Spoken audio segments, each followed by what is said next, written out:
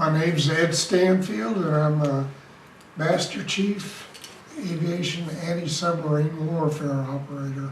We had one crew in our P2 squadron that actually went to Northern Ireland and operated with NATO for 3 weeks. And that was pretty interesting, and also turned out to be pretty hairy because they had one takeoff where the air controller actually directed the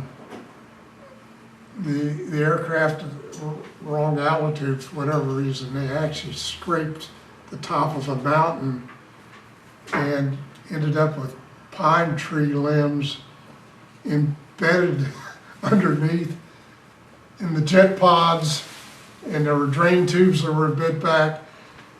And a friend of mine was actually sitting in the nose of the aircraft, which was a plexiglass nose, and he was peering into the clouds, and he actually saw a little pine tree, and he says, "Well, that's not right." Felt a little thump, the pine tree disappeared, and they didn't actually know they had scraped the mountain, went on out on the patrol, flew the full patrol, came back, and then once they got out of the aircraft, that's when they discovered how close they came. So that was very fortunate. In the reserves, we lost one other P2 aircraft out of Andrews Air Force Base right after takeoff.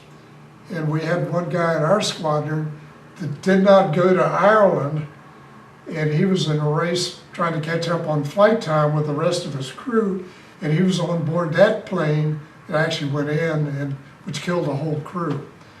And there was a lot of speculation on what happened, but nobody, some people think it was vertigo on the pilot's part, but nobody knows for sure. So it was pretty much a disaster because that was local people, and one guy in our unit, even though that plane was one that had 3 squadrons and they all shared the same planes on different weekends. We went out on exercises quite a bit. In fact, speaking of NATO, there were some, the squadron did non-NATO exercises with South America also, both for exercises and some training. And this is after I was out of the squadron in the 1990s. I went to Rio de Janeiro and Recife in Brazil, and they made one other trip down there too. But I was already out of the squadron, but I was keeping in contact with everybody, so I knew what was going on. So yeah, and French were great to work with, and anytime there was an exchange of crews with French ships, I loved it, because the French seemed to have much better food, and also they weren't quite as,